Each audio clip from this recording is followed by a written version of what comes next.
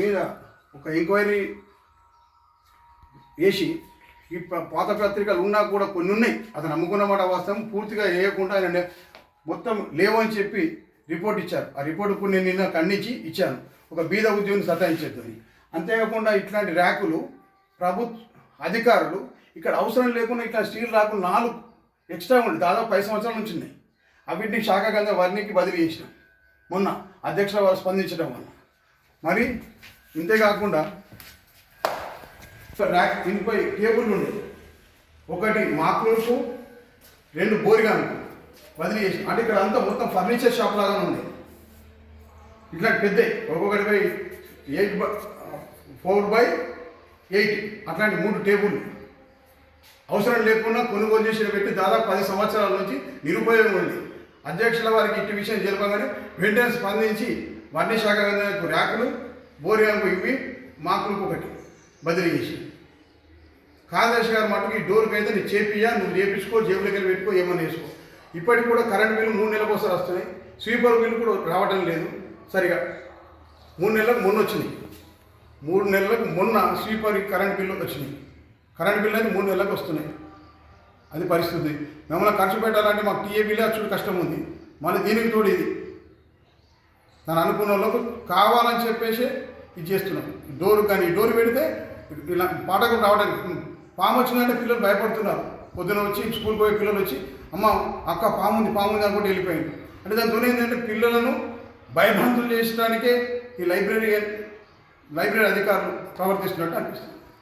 దయచేసి దీన్ని స్పందించి దీనికి మరి కార్యదర్శి గారు ఎందుకు స్పందిస్తలేరు? అయితే కార్యదర్శి గారు అడిగితే నాకు నువ్వు మూసేసుకో, నిన్న మధ్యాహ్నం నేను నిర్మల్లో ఉన్న కలెక్టరేట్లో మొత్తం గ్రంథాలయాన్ని మూసేయి, సౌకర్యాలు ఏర్పడియా.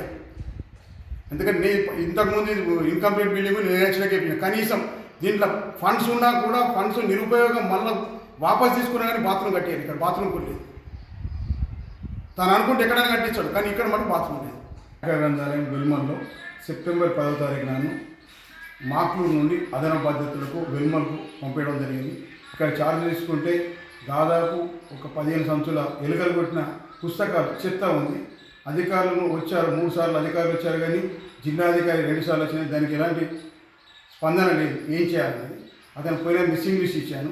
మెయిన్ డోర్ ఆల్రెడీ దీనావస్థలో ఉంది. మొన్న పాము వచ్చింది, ఇక్కడ పని చేయడానికి స్వీపర్ కూడా చేయాలంటే నిన్న కాల్ చేస్తే కూడా పని చేసుకోకు, లైబ్రరీ మూసేసుకోపో, నేనే పని చేసుకుంటాను, నీకు సంబంధం లేదు ఎవరంటారు సార్ అని కార్యదర్శి గారు నిన్న ఫోన్ చేస్తే తనదైన విషయాలు చెప్పారు. మళ్ళీ నువ్వు ఒకవేళ జిల్లా చైర్మన్ గారికి ఎవరికైనా చెప్తే నీ అంతు చూస్తాను బెదిరించాను.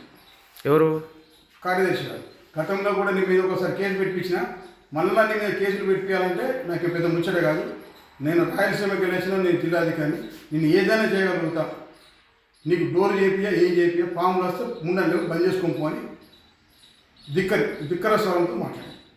ఎవరు మాట్లాడుతారు? ఈ మాట జిల్లాధికారి శ్రీ బుగ్గారెడ్డి గారు ఇప్పటికి 2 సార్లు ఇక్కడికి విజిట్కి వచ్చాడు, చూశారు. కానీ ఇక్కడున్న అక్కడ చార్జ్ చేయాలంటే రోజు ఎలుకల ద్వారా మొత్తం బయటకు వస్తుంది. ఇట్లాంటి చెత్తను బయట చేసి అమ్మ చూసి పెట్టుకొని ఈ చెత్తను నేను నష్టం పెట్టుకోమని జిల్లాధికారి వచ్చి 2 సార్లు వచ్చారు, వారి అసిస్టెంట్ కూడా 2 సార్లు వచ్చారు. కానీ ఎక్కడ కూడా సమస్యను పరిష్కారం చేస్తలేడు. ఈ చెత్త పెట్టట్లో ఎలుకలు వచ్చి రోజు కొట్టడం వల్ల రోజు ఒక 2 గమనాలు ఎచ్చుడు మన సంచులలో ఇప్పుడు జరుగుతుంది. దయచేసి కార్యదర్శి గారి నుంచి, ఆయన వేధింపుల నుంచి నన్ను కాపాడుతారని ఈ పత్రికా ముఖంగా మీకు చెప్తున్నాను.